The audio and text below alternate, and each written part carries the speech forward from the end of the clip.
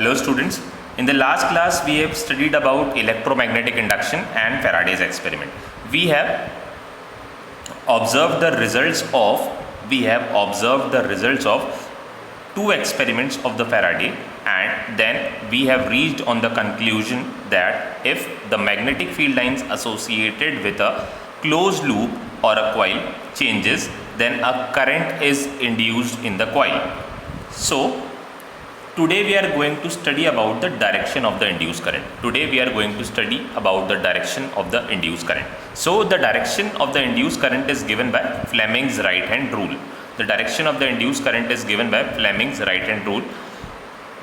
Before this we have studied about Fleming's left hand rule. Let us recall that rule once and then we will start with Fleming's right hand rule. Okay. तो Fleming's left hand rule क्या बोलता है, Fleming left hand rule काम क्या आता है। सबसे पहले हमें ये ध्यान रखना है कि फ्लेमिंग लेफ्ट हैंड रूल कब अप्लाई करना है और फ्लेमिंग राइट हैंड रूल कब अप्लाई करना है। तो जब आपको किसी कंडक्टर पर फोर्स निकालना हो तो आपको अप्लाई करना है फ्लेमिंग लेफ्ट हैंड रूल। जैसे फॉर एग्जाम्पल एक करंट कैरिंग कंडक्टर ये इस तरह से मैग्नेटिक फील्ड में मूव कर रहा है। अब इस पर फोर्स कहाँ लगेगी, जैसे ये मूव कर रहा है ऐसे, ये मैग्नेटिक फील्ड में इस तरह से मूव कर रहा है, तो अब इस पर पता लगाना है फोर्स कौन सी डायरेक्शन में लगेगी। तो जैसे इसकी मूवमेंट थी ये इस तरफ जा रहा था, तो हम अपना Fleming left hand rule apply करते हैं। This is the direction of magnetic field is directed from left to right. तो this is the direction of magnetic field and direction of the current का डायरेक्शन क्या है। देखिए ये current carrying conductor रखा हुआ है मैग्नेटिक फील्ड में और इसमें जो करंट है ये फ्लो कर रही है towards the tip of the, इसमें जो करंट है वो फ्लो कर रही है towards the tip of the pencil. ठीक है, तो this is the direction of magnetic field and this is the direction of current and this is the direction of current. ये देखिए एक minute, look, this is the direction of this is the direction of magnetic field and this is the direction of current। ये current की direction हो गई। तो force कहाँ लग रहा है, इस पे फोर्स लग रहा है कंडक्टर पे नीचे की तरफ। थंब कहाँ पॉइंट कर रहा है, थंब नीचे की तरफ पॉइंट कर रहा है। तो इसका मतलब ये है कि अगर थंब नीचे की तरफ पॉइंट कर रहा है तो ये कंडक्टर जो इस तरह से मैग्नेटिक फील्ड में रखा हुआ था और इस पे जो करंट है वो पेंसिल की टिप की तरफ जा रही थी, मतलब ये यहाँ से इधर जा रही थी, ये टिप की तरफ। तो ये कंडक्टर एक फोर्स एक्सपीरियंस करेगा नीचे की तरफ। ये कहाँ जाएगा, नीचे। तो जब हमें फोर्स की डायरेक्शन निकालनी हो और गिवन किस की डायरेक्शन हो, करंट की और मैग्नेटिक फील्ड की, तो आप क्या कर सकते हो, तो आप Fleming left hand rule apply कर सकते हो। बट जहाँ पर भी वर्ड आ जाए इंड्यूस करंट, वहाँ पर आप लेफ्ट हैंड रूल अप्लाई नहीं कर सकते। आपको क्या करना पड़ेगा, आपको राइट हैंड रूल अप्लाई करना पड़ेगा, राइट हैंड रूल। तो देखते हैं राइट हैंड रूल क्या कहता है। राइट हैंड रूल ये कहता है कि अगर आप अपने राइट हैंड के फोर फिंगर को, मिडिल फिंगर को और थंब को इस तरह से स्ट्रेच करो, राइट हैंड के फोर फिंगर को, मिडिल फिंगर को और थंब को इस तरह से स्ट्रेच करो कि ये तीनों एक दूसरे के परपेंडिकुलर। देखो ये जो थंब है, थंब जो है फोर फिंगर के परपेंडिकुलर है, ये जो angle this is 90 degree and the middle finger is in turn perpendicular to thumb as well as the forefinger. तो थंब, फोर फिंगर और मिडिल फिंगर के को राइट हैंड के इस तरह से स्ट्रेच करना है कि तीनों एक दूसरे के परपेंडिकुलर हो। अगर ऐसा होगा तो अगर मिडिल फिंगर ऐसा होने पे, अगर मिडिल फिंगर मैग्नेटिक फील्ड की डायरेक्शन में पॉइंट करती है, ऐसा होने पे अगर मिडिल फिंगर मैग्नेटिक फील्ड की डायरेक्शन में पॉइंट करती है, थंब फोर्स की डायरेक्शन में पॉइंट करता है, तो जो मिडिल फिंगर है वो किसकी डायरेक्शन बताएगा, मिडिल फिंगर जो है वो इंड्यूस करंट की डायरेक्शन बताएगा। एक बार वापस से सुनिए, अगर फोर फिंगर मैग्नेटिक फील्ड की डायरेक्शन में पॉइंट करता है, थंब फोर्स की डायरेक्शन में पॉइंट करता है, तो जो मिडिल फिंगर किसकी डायरेक्शन बताएगा, मिडिल फिंगर डायरेक्शन बताएगा इंड्यूस करंट की। तो ये फ्लेमिंग्स लेफ्ट हैंड रूल में हमने ये लिखा है, it states that if one stretch the thumb, middle finger and the forefinger of the right hand such that they are mutually perpendicular to each other as shown in the figure। ये मैंने यहाँ पे diagram बनाकर भी बताया। If 4 finger points in the direction of magnetic field, 4 finger को किसकी direction में होना चाहिए, हमें पहले ऐसे 4 फिंगर को ओपन करना है किसकी डायरेक्शन में, मैग्नेटिक फील्ड की डायरेक्शन में, फिर थंब को ओपन करना है किसकी डायरेक्शन में, फोर्स की डायरेक्शन में, फिर ये इंड्यूस करंट, ये जो मिडिल फिंगर ओपन होगी ये ऑटोमेटिकली इंड्यूस करंट की डायरेक्शन में ओपन होगी, ठीक है। ये तो ये मैंने डायग्राम बनाया, ये डायग्राम में देखिए थंब किसकी डायरेक्शन बता रहा है, थंब फोर्स की डायरेक्शन बता रहा है, 4 finger is pointing in the direction of magnetic field. If these two are pointing in their respective directions, then the middle finger will give the direction of induced current. इससे एक हम illustration करते हैं ताकि आपको ये डायरेक्शन का topic थोड़ा सा क्लियर हो जाए। illustration,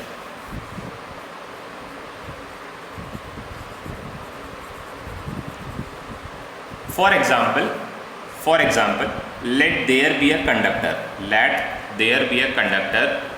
which is experiencing an upward force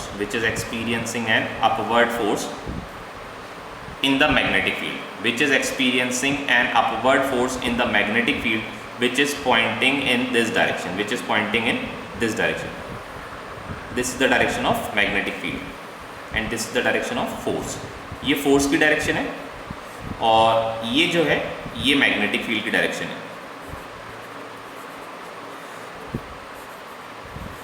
तो हमें बताना है कि उस कंडक्टर में करंट जो है वो कौन सी डायरेक्शन में इंड्यूस होगी।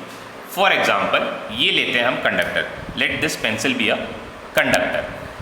अब ये जो पेंसिल है ये फोर्स एक्सपीरियंस कर रही है कहाँ की तरफ, ऊपर की तरफ। कहाँ फोर्स एक्सपीरियंस कर रही है, ये ऊपर की तरफ, ये ऐसे ऊपर की तरफ फोर्स एक्सपीरियंस कर रही है, ठीक है। ये पेंसिल ऐसे ऊपर की तरफ फोर्स एक्सपीरियंस कर रही है और मैग्नेटिक फील्ड की डायरेक्शन कहाँ है, right to left. Magnetic field कहाँ डायरेक्शन, किस डायरेक्शन में पॉइंट कर रहा है, राइट टू लेफ्ट। अब हमें बताना है कि इस पेंसिल में करंट की डायरेक्शन क्या होगी, तो सबसे पहले हम क्या करेंगे, हम अपने राइट हैंड के 4 फिंगर को मैग्नेटिक फील्ड की डायरेक्शन में पॉइंट कराने की कोशिश करेंगे और थंब को फोर्स की डायरेक्शन में। मैंने बताया फोर्स कहाँ की तरफ लग रहा है, फोर्स ऊपर की तरफ लग रहा है, तो ठीक है, फोर्स को हमने ऊपर की तरफ रखा, मैग्नेटिक फील्ड को इस डायरेक्शन में रखा, राइट टू लेफ्ट। तो इंड्यूस करंट की डायरेक्शन ये जो मिडिल फिंगर ओपन हुई है इसने इंड्यूस करंट की डायरेक्शन हमें बता दी है, इंड्यूस करंट की डायरेक्शन। तो जैसे ये पेंसिल अगर ये मैग्नेटिक फील्ड में रखी हुई है और ये ऊपर की तरफ फोर्स एक्सपीरियंस कर रही है, तो इस पर जो करंट की डायरेक्शन होगी वो यहाँ से यहाँ पर होगी, पेंसिल की टिप की तरफ क्या होगी, करंट की डायरेक्शन होगी, ठीक है। तो therefore the direction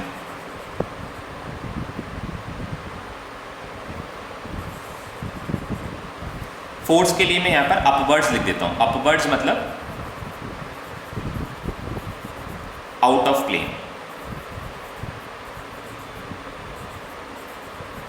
इस कॉपी के प्लेन के परपेंडिकुलर, ये कॉपी इस तरफ है तो जो फोर्स एक्सपीरियंस कर रही है ये कॉपी के प्लेन के हट के, मतलब कॉपी के प्लेन पे नहीं कर रही है, उससे हटकर कर रही है, उससे परपेंडिकुलर डायरेक्शन में कर रही है। तो फोर्स ये इस डायरेक्शन में ऊपर की तरफ एक्सपीरियंस कर रही है। तो यहाँ पर 2D में मेरे को इस तरह से एरो से शो करना पड़ा, ठीक है। तो direction of induce current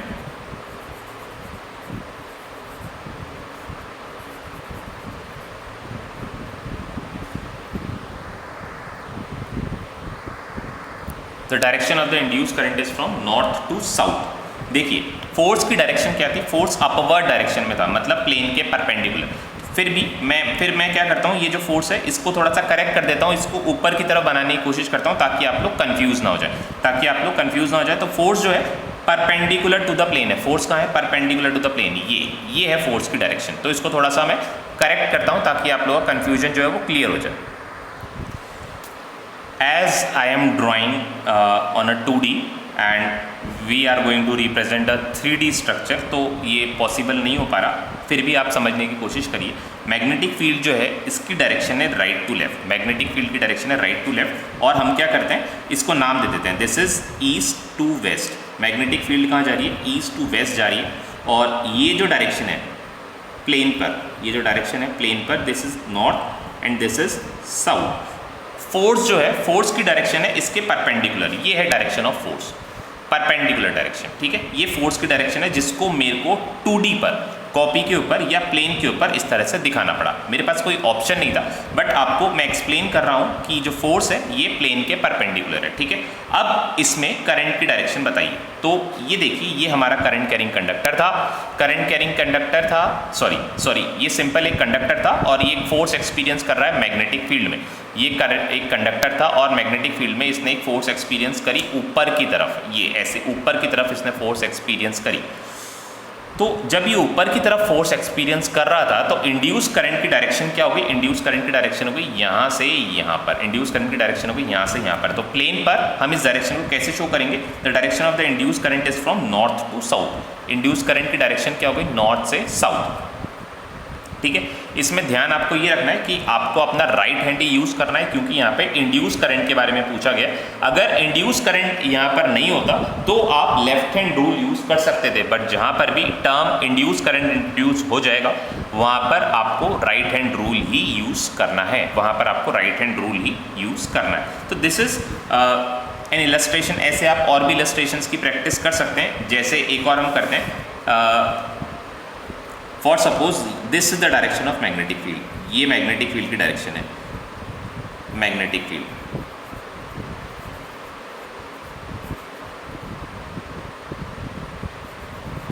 this is the direction of magnetic field and this is the direction of induce current. ये जो डायरेक्शन है ये इंड्यूस करंट की डायरेक्शन है, sorry this is the direction of force. इसको हम फोर्स की direction मान लेते हैं, फोर्स। अब हमसे पूछा गया है कि इंड्यूस करंट की डायरेक्शन बताओ। तो ये हमारा करंट कैरिंग कंडक्टर है। Current carrying conductor magnetic field में रखा हुआ है और इस पर फोर्स कहाँ लग रहा है? इस पर फोर्स लग रहा है ऐसे, इस डायरेक्शन में, ये इस डायरेक्शन में। देखिए आपको ये ध्यान रखना है कि करंट कैरिंग कंडक्टर जो है ये मैग्नेटिक फील्ड लाइंस को कट करनी चाहिए, मैग्नेटिक फील्ड लाइंस को कट करनी चाहिए। तो इसकी जो डायरेक्शन है ये ऐसी होनी चाहिए, चाकू की तरह। जैसे अगर ये ऐसे होगा, मैग्नेटिक फील्ड की डायरेक्शन में करंट कैरिंग कंडक्टर होगा तो इस पर कोई फोर्स नहीं लगेगा जब तक ये मैग्नेटिक फील्ड लाइंस को ऐसे चाकू की तरह नहीं काट पाता। चाकू की तरह ये इस तरह से चाकू चलना चाहिए इसके ऊपर। जैसे ये मैग्नेटिक फील्ड लाइंस है, ये मैग्नेटिक फील्ड लाइंस है और ये है करंट कैरिंग कंडक्टर। अगर ये ऐसे होगा तो ये फील्ड लाइंस को कैंसिल नहीं, सॉरी काट नहीं पाएगा। काटने के लिए इसको ऐसे परपेंडिकुलर होना ही पड़ेगा, ठीक है, तभी ये इसके अंदर जो है करंट इंड्यूस हो पाएगी। तो आपको ये ध्यान रखना है, ये मैग्नेटिक फील्ड है और ये करंट कैरिंग कंडक्टर है। ये ऐसे इसको चाकू की तरह मैग्नेटिक फील्ड लाइंस को काट सकता है, ठीक है। तो this is the current carrying conductor pointing in upwards direction और इस पर फोर्स लग रहा है फ्रॉम राइट टू लेफ्ट। अब हम राइट हैंड रूल यूज़ करते हैं, right hand Fleming right hand rule use करते हैं और देखते हैं डायरेक्शन ऑफ मैग्नेटिक फील्ड। तो मैग्नेटिक फील्ड की डायरेक्शन को बताने के लिए मैंने क्या करा, 4 फिंगर को मैग्नेटिक फील्ड की डायरेक्शन में पॉइंट कर दिया और फोर्स कहाँ पर आना चाहिए? फोर्स आना चाहिए इस डायरेक्शन में, फोर्स आना चाहिए इस डायरेक्शन में। तो फोर्स अगर इस डायरेक्शन में आ गया, देखिए ये मैग्नेटिक फील्ड की डायरेक्शन है, ये फोर्स की डायरेक्शन हो गई और तो करंट, ये मिडिल फिंगर जो है, sorry this is the direction of magnetic field, this is the direction of force. So the middle finger will point in the direction of induce current. Middle finger कहाँ जा रहा है? Middle finger देखिए, अब मैंने middle finger को जब open करा ये जा रहा है नीचे की तरफ। मिडिल फिंगर कहाँ जा रहा है? नीचे की तरफ। तो जो इंड्यूस करंट की डायरेक्शन होगी वो कहाँ होगी? नीचे की तरफ। ये देखिए ये मिडिल फिंगर है। अब फोर्स को मैंने क्या करा, ये फोर्स को मैंने कर दिया राइट टू लेफ्ट और मैग्नेटिक फील्ड हो गई सामने की तरफ, यानी साउथ टू नॉर्थ पॉइंट हो गई। तो इस पर करंट, इंड्यूस करंट की जो डायरेक्शन होगी वो कहाँ है? Pointing in downwards direction, pointing in downward direction. तो जैसे ये पेंसिल है, ये मैग्नेटिक फील्ड में रखी हुई है और ये मैग्नेटिक फील्ड लाइंस को ऐसे कैंसिल, मतलब इस तरह से रखी हुई है कि ये उसको काट पाए। जो चाकू है वो सब्जी पर इस तरह से रखा हुआ है कि ये उसको काट पाए, ठीक है। यानी जो कंडक्टर है वो मैग्नेटिक फील्ड लाइन पे इस तरह से रखा हुआ है कि ये फील्ड लाइंस को कट कर पाए। तो जब इसका मन करे ये इसको कट कर सकता है, ऐसे कट कर सकता है, बट अगर हम ऐसे रख देंगे तो ये मैग्नेटिक फील्ड लाइंस को कभी कट नहीं कर पाएगा। तो इसलिए कंडक्टर पे इंड्यूस करंट इंट्रोड्यूस हो या कंडक्टर पर करंट आए, करंट इंड्यूस हो, इसके लिए क्या होना चाहिए? कंडक्टर ऐसा होना चाहिए कि वो मैग्नेटिक फील्ड लाइंस को चाकू की तरह काट पाए, ठीक है। तो हमने इसको कंडक्टर को ऐसे मैग्नेटिक फील्ड में रखा है। मैग्नेटिक फील्ड कौन सी डायरेक्शन में है? मैग्नेटिक फील्ड जो है this is pointing in this direction. Magnetic field इस डायरेक्शन में, तो मैंने अपनी 4 फिंगर को मैग्नेटिक फील्ड की डायरेक्शन में पॉइंट कर लिए, thumb is pointing in direction of force and middle finger it will point in the direction of induced current. middle finger कहाँ जा रहा है? into the plane, कॉपी के अंदर जा रहा है, तो current will flow in downward direction. Direction of induced current is downward direction. तो इंड्यूस करंट की डायरेक्शन का होनी चाहिए? डाउनवर्ड्स होनी चाहिए, नीचे की तरफ होनी चाहिए. तो ये 2 इलस्ट्रेशन हमने करी, illustration number 1 and illustration number 2. तो इनमें आपको ध्यान रखना है किस तरह से हमें इंड्यूस करंट की डायरेक्शन कैलकुलेट करनी है. सबसे पहले तो आपको ये ध्यान रखना है कि कंडक्टर इस तरह से होना चाहिए कि वो मैग्नेटिक फील्ड लाइन को काट पाए. फर्स्ट केस में हमारा कंडक्टर कैसा था? हमारा कंडक्टर जो था ये ऐसे रखा हुआ था. हमारा कंडक्टर ऐसे रखा हुआ था कि अगर ये मैग्नेटिक फील्ड लाइन पर ऐसे गिरता है तो ये इसको काट पाएगा. फर्स्ट केस में हमारा कंडक्टर ऐसा था कि मैग्नेटिक फील्ड लाइन पे अगर गिरेगा तो इसको काट पाएगा. ऐसा होता तो ये मैग्नेटिक फील्ड लाइन को काट नहीं पाता. ठीक है, तो ये कंडक्टर को कैसा होना चाहिए? ये ऐसे मैग्नेटिक फील्ड लाइन के परपेंडिकुलर होना चाहिए. फोर्स ये कहाँ पर एक्सपीरियंस करा था? फोर्स ये ऊपर से नीचे एक्सपीरियंस करा था. फोर्स ये एक्सपीरियंस करा था ऊपर की तरफ, अपवर्ड डायरेक्शन पे. तो ये फोर्स की डायरेक्शन होगी ऊपर की तरफ. ठीक है, और फिर हमसे पूछा गया इंड्यूस करंट की डायरेक्शन का है. तो इंड्यूस करंट की डायरेक्शन क्या हो जाएगी? नॉर्थ से साउथ, यानी यहाँ से यहाँ पर. नेक्स्ट केस में देखिए, नेक्स्ट केस में मैग्नेटिक फील्ड किस डायरेक्शन में? This is the direction of magnetic field. अब अगर ये मैग्नेटिक फील्ड की डायरेक्शन है तो कंडक्टर का ऐसा होना चाहिए कि उसको काट पाए. तो this is the direction of conductor को ऐसा ही रखना पड़ेगा. ऐसे रख दोगे तो इस पर कोई भी करंट इंड्यूस नहीं होगी. तो this is the direction of conductor. और तो फोर्स आपसे पूछा गया, फोर्स की डायरेक्शन बताइए. अच्छा, फोर्स भी हमें बताया गया. ये फोर्स कंडक्टर जो है इस तरह से फोर्स एक्सपीरियंस कर रहा है मैग्नेटिक फील्ड लाइन को काटते हुए. मैग्नेटिक फील्ड लाइन को काटते हुए ये फोर्स एक्सपीरियंस कर रहा है. ये अगर मैग्नेटिक फील्ड लाइन को कंडक्टर काटेगा नहीं, तो उस पर कोई भी करंट इंड्यूस नहीं होगी. मैं ये चीज़ आपको बार बार बता रहा हूँ कि कंडक्टर को मैग्नेटिक फील्ड लाइन्स को काटना ज़रूरी है. ठीक है, तो ये मैग्नेटिक फील्ड लाइन्स को इस तरह से काट रही है. तो फोर्स ये इस डायरेक्शन में एक्सपीरियंस कर रही है, राइट से लेफ्ट. तो इस पर इंड्यूस करंट की डायरेक्शन कहाँ गई? डाउनवर्ड. जैसे हमने ये राइट हैंड रूल लगाया, this is the direction of magnetic field, this is the direction of force, and the middle finger is pointing into the plane of the copy. So the induced current is in downwards direction. Okay, now we will study our next topic, that is alternating current and direct current. तो alternating current and direct current जो होती है 2 तरह की होती है. एक alternating current, एक जो हमारे घरों में आती है, और दूसरी करंट जो हमें बैटरीज से या सेल से मिलती है. तो दोनों में डिफरेंस क्या होता है ये हम जान लेते हैं. तो डायरेक्ट करंट के लिए मैं आपको बता दूं, डायरेक्ट करंट जो होता है वो यूनिडायरेक्शनल होता है. वो अपनी डायरेक्शन को नहीं बदलता, टाइम के साथ अपनी डायरेक्शन को नहीं बदलता. जैसे अगर ये करंट और टाइम के बीच में हम ग्राफ प्लॉट करते हैं, this is time and this is current. तो डायरेक्ट करंट यूनिडायरेक्शनल रहता है, ये अपनी डायरेक्शन को चेंज नहीं करता टाइम के साथ. ये टाइम के साथ अपनी डायरेक्शन को चेंज नहीं करता. बट ऑल्टरनेटिंग करंट क्या होता है? Alternating current, this is current and this is time. Alternating current क्या करता है? ये अपनी डायरेक्शन को पीरियोडिकली टाइम के साथ चेंज करता है. देखिए पहले इस डायरेक्शन में था, पहले इंक्रीज हो रहा था, 0 से पॉजिटिव डायरेक्शन में इंक्रीज हो रहा था. If this is y axis, तो वाई एक्सिस के ऊपर क्या होता है? पॉजिटिव और नीचे नेगेटिव. तो पहले ये पॉजिटिव डायरेक्शन में इंक्रीज हुआ, फिर वापस से 0 हुआ, और फिर नेगेटिव डायरेक्शन में इंक्रीज हुआ, फिर नेगेटिव डायरेक्शन में इंक्रीज हुआ, फिर वापस से क्या हुआ? 0. मतलब इसने एक बार में, ये इसकी एक साइकिल है, एक साइकिल में कितनी बार अपनी डायरेक्शन को चेंज करा? ये देखिए, ये एक बार अपनी डायरेक्शन को चेंज किया, ये ऐसे जा रहा था, इसने अपनी डायरेक्शन को बदला. कहाँ पर बदला? यहाँ पर बदला. तो फर्स्ट टाइम इसने अपनी डायरेक्शन को चेंज करा, ये इसने डायरेक्शन को बदला, और अभी तक ये एक ही डायरेक्शन में, और यहाँ पर इसने डायरेक्शन को दूसरी बार बदला. तो एक साइकिल में इसने अपनी डायरेक्शन को कितनी बार बदला? 2 बार बदला. कहाँ पर बदला? देखिए पहले तो ये इस डायरेक्शन में जा रहा था, ये इसकी ओरिजिनल डायरेक्शन थी. तो चेंज कहाँ पर हुआ? चेंज हुआ यहाँ पर, इस पॉइंट पर चेंज हुआ, और ये नीचे जाने लगा. तो यहाँ से यहाँ तक जो है डायरेक्शन सेम है. फिर इस पॉइंट पर आके इसने वापस से डायरेक्शन को चेंज किया, और वापस से कहाँ जाने लगा? ऊपर. तो एक साइकिल में ये अपनी डायरेक्शन को कितनी बार बदलता है? 2 बार बदलता है. तो ऐसा करंट जो अपनी डायरेक्शन को चेंज करे उसे हम क्या बोलते हैं? उसे हम ऑल्टरनेटिंग करंट बोलते हैं. और जो करंट अपनी डायरेक्शन को नहीं बदलता, यूनिडायरेक्शनल रहता है, एक ही डायरेक्शन में रहता है, उसको हम क्या बोलते हैं? उसको हम डायरेक्ट करंट बोलते हैं. डायरेक्ट करंट हमें कहाँ से मिलती है? डायरेक्ट तो आंसर है, डायरेक्ट करंट हमें बैटरी या सेल से मिलती है। ऑल्टरनेटिंग करंट हमें कहाँ से मिलता है? तो आंसर है ऑल्टरनेटिंग करंट हमें एसी जनरेटर्स या फिर हमारे घरों में जो पावर सप्लाई आती है वहाँ से हमें ऑल्टरनेटिंग करंट मिलती है। एसी के बारे में मैं आपको और बता दूं कि हमारे घरों में जो डोमेस्टिक सर्किट में जो भी करंट आ रही है उसे ऑल्टरनेटिंग करंट बोलते हैं। वो जो करंट होती है कौन सी होती है? वो ऑल्टरनेटिंग करंट होती है। वो डायरेक्शन को बदलने वाली करंट होती है, वो अपनी डायरेक्शन को लगातार बदलती रहती है। इसके बारे में ऑल्टरनेटिंग करंट को आप डीप में क्लास 12th में स्टडी करेंगे, वहाँ पर एक पूरा चैप्टर है ऑल्टरनेटिंग करंट्स का, ठीक है। डायरेक्ट करंट की एक अच्छी बात यह है कि डायरेक्ट करंट को आप स्टोर करके रख सकते हो। डायरेक्ट करंट को आप बैटरी में या फिर सेल में स्टोर करके रख सकते हो। जैसे रिचार्जेबल बैटरीज होती है, वहाँ पर वो कौन सी करंट को स्टोर करती है? वो डायरेक्ट करंट को स्टोर करती है। जैसे हमारे फ़ोन में जो बैटरी है, फ़ोन किस पर वर्क करता है? फ़ोन डीसी पर वर्क करता है, डायरेक्ट करंट पर वर्क करता है।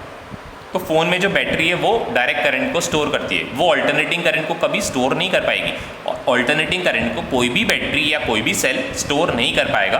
तो उसको स्टोर करने के लिए हमें क्या करना पड़ेगा? उसको स्टोर करने के लिए पहले हमें उसको डायरेक्ट में कन्वर्ट करना पड़ेगा, डायरेक्ट करंट में स्टोर करना पड़ेगा, फिर हम उसको स्टोर कर पाएंगे। ऑल्टरनेटिंग करंट को स्टोर करने का कोई भी जरिया नहीं है। ऑल्टरनेटिंग करंट को हम किसी भी तरह से स्टोर नहीं कर सकते हैं अभी तक। हो सकता है आने वाले टाइम में ऐसी टेक्नोलॉजी आ जाए कि हम ऑल्टरनेटिंग करंट को भी स्टोर करना स्टार्ट कर पाएँ, बट अभी तक हम ऑल्टरनेटिंग करंट को स्टोर नहीं कर सकते हैं। नेक्स्ट, डायरेक्ट करंट को हम ज़्यादा दूर तक, ज़्यादा लंबी डिस्टेंसेस तक नहीं भेज सकते। डायरेक्ट करंट को हम ज़्यादा लंबी डिस्टेंसेस पर नहीं भेज सकते क्योंकि रेजिस्टेंस जितनी ज़्यादा कंडक्टर का लेंथ हो जाएगा। मतलब मान लो मेरे को डायरेक्ट करंट 5 किलोमीटर की डिस्टेंस पर भेजना है तो मेरे को 5 किलोमीटर लंबी वायर लगानी पड़ेगी। अगर मैं 5 किलोमीटर लंबी वायर लगाऊंगा तो उस 5 किलोमीटर लंबी वायर का रेजिस्टेंस इतना ज़्यादा हो जाएगा। जैसे कि आपको पता है resistance is directly proportional to length. अगर 5 किलोमीटर लंबी वायर होगी तो उसका रेजिस्टेंस बहुत ज़्यादा हो जाएगा, तो डायरेक्ट करंट इतनी दूर तक नहीं पहुँच पाएगी। बट ऑल्टरनेटिंग करंट को हम काफ़ी ज़्यादा डिस्टेंसेस तक भेज सकते हैं, thousands and hundreds of kilometres भेज सकते हैं without much losses in energy, without much losses in energy. और देखिए ऐसा होता भी है। ऑल्टरनेटिंग करंट के पावर स्टेशंस देखिए कहाँ कहाँ पर पावर स्टेशंस होते हैं, और हमारे घरों तक इतनी दूर जो पावर स्टेशंस है वहाँ से इलेक्ट्रिसिटी आती है और कंटिन्यूसली आती रहती है, ठीक है। तो ऑल्टरनेटिंग करंट को हम ज़्यादा दूर तक भेज सकते हैं। और एक क्वेश्चन बच्चों के दिमाग में बार बार आता है और एग्जाम में भी पूछा जाता है कि एसी या डीसी में से ज़्यादा डेंजरस कौन सा है। तो क्योंकि जो भी आपने शॉक और ये कहानियाँ सुनी होगी, ये सब ऑल्टरनेटिंग करंट की वजह से सुनी होगी। हाई टेंशन लाइन को किसी ने पकड़ लिया तो उसको शॉक लग गया तो उसकी डेथ हो गई, या फिर पैरालिटिक हो गया। तो ये सब आपने ऑल्टरनेटिंग करंट की वजह से सुना होगा, तो इसलिए आपको लगता होगा कि ऑल्टरनेटिंग करंट जो है ज़्यादा डेंजरस है, बट ऐसा नहीं होता। सेम वोल्टेज के लिए डायरेक्ट करंट जो है वो ज़्यादा डेंजरस होती है। मतलब अगर आपने 220 वोल्ट AC और 220 वोल्ट DC, मतलब अगर आपको कंपैरिजन करना है तो उसकी एनर्जी सेम रखनी पड़ेगी, पोटेंशियल सेम रखना पड़ेगा। तो अगर 220 और 220 वोल्ट DC और 220 वोल्ट AC में अगर आप कंपेयर करोगे तो 220 वोल्ट DC ज़्यादा डेंजरस है। ऐसा नहीं है कि एक तो आप कंपैरिजन कर रहे हो 220 वोल्ट AC और दूसरी तरफ आप ले आए बैटरी, बोले बैटरी को पकड़कर आप खड़े हो जाओ और बोलो कि सर देखो मैंने तो बैटरी को पकड़ रखा है और मेरे को शॉक लग नहीं रहा। तो क्योंकि वो बैटरी की जो वोल्टेज है वो बहुत कम है, 1.5 वोल्ट है, तो उस पर शॉक नहीं लगेगा। शॉक तब लगेगा जब वोल्टेज ज़्यादा हो, ठीक है। 220 वोल्ट DC और 220 वोल्ट AC दोनों में अगर सेम वोल्टेज पर हम कंपेयर करते हैं तो 220 वोल्ट DC जो है वो ज़्यादा डेंजरस होगी। क्यों होगी ज़्यादा डेंजरस? क्यों कि ये देखिए ऑल्टरनेटिंग करंट अपनी एक साइकिल में, ये ऑल्टरनेटिंग करंट की एक साइकिल है, एक साइकिल में कितनी बार जीरो हुआ? 1 और 2 टाइम्स ये एक साइकिल में जीरो हुआ। यहाँ से इसकी नेक्स्ट साइकिल स्टार्ट हो जाएगी, इसलिए मैं इसको काउंट नहीं कर रहा हूँ। तो एक साइकिल में 2 बार जीरो होता है, तो हमें ये छोड़ने के 2 मौके देता है, बट DC को देखो, DC एक बार भी जीरो नहीं होता, तो ये हमें छोड़ने के एक भी मौका नहीं देता है। तो ज़्यादा डेंजरस कौन सी हुई? ज़्यादा डेंजरस DC हुई, ठीक है। अब इसके बाद हमारे घरों में जो ऑल्टरनेटिंग करंट आती है उसके बारे में हम थोड़ी सी बात कर लेते हैं। हमारे घरों में जो ऑल्टरनेटिंग करंट आती है वो आती है जिसकी फ्रीक्वेंसी होती है 50 हर्ट्ज। फ्रीक्वेंसी 50 हर्ट्ज का क्या मतलब है? फ्रीक्वेंसी 50 हर्ट्ज का ये मतलब है कि वो 1 सेकंड में अपनी डायरेक्शन को 100 टाइम्स चेंज कर रही है। एक सेकंड में अपनी डायरेक्शन को 100 टाइम्स चेंज कर रही है। या फिर ये कह लीजिए कि इन ईच 1/100 सेकेंड वो अपनी डायरेक्शन को चेंज कर रहा है, ठीक है। बट अमेरिका में, यूएसए में हम अगर बात करें तो यूएसए में जो फ्रीक्वेंसी यूज़ करते हैं वो लोग वो 60 हर्ट्ज़ करते हैं। इंडिया में हम 50 हर्ट्ज़ और 220 वोल्ट्स करते हैं, 220 वोल्ट्स एंड 50 हर्ट्ज़। तो दिस इज़ इंडिया, ये इंडिया की रेटिंग है। और यूएसए में जो रेटिंग है वो है 110 वोल्ट्स एंड 60 हर्ट्ज़। तो दोनों के अपने अलग अलग एडवांटेजेस और डिसएडवांटेजेस है। ऐसा नहीं है कि इंडिया में 220 वोल्ट और 50 हर्ट्ज़ है तो इंडिया के पास ज़्यादा एनर्जी है या फिर इंडिया की लाइन जो है वो स्ट्रॉन्गर है और यूएसए के पास 110 है तो वो वीक है। ऐसा कुछ नहीं है, दोनों की अपनी अलग अलग एडवांटेजेस और डिसएडवांटेजेस है, ठीक है। तो जैसे आप हायर क्लासेस में आएंगे तो आप इसके एडवांटेजेस और डिसएडवांटेजेस भी पढ़ेंगे। तो अभी आपको ये ध्यान रखना है कि हमारे इंडिया में जो लाइन आती है, पावर सप्लाई की लाइन आती है, वो कितनी आती है, वो 220 वोल्ट्स एंड 50 हर्ट्ज़ आती है और यूएसए में 60 हर्ट्ज़ एंड 110 वोल्ट्स आती है, ठीक है। अब नेक्स्ट क्लास में हम ये देखेंगे कि ऑल्टरनेटिंग करंट जनरेट कैसे होती है और पावर स्टेशन जो हमारे घरों में ऑल्टरनेटिंग करंट भेजती है तो उसे वो पावर स्टेशन जनरेट कैसे करती है, ठीक है, बनाती कैसे, तो वो हम नेक्स्ट क्लास में स्टडी करेंगे। तो नेक्स्ट क्लास में हमारा टॉपिक क्या होगा, एसी जनरेटर, एसी जनरेटर, ठीक है।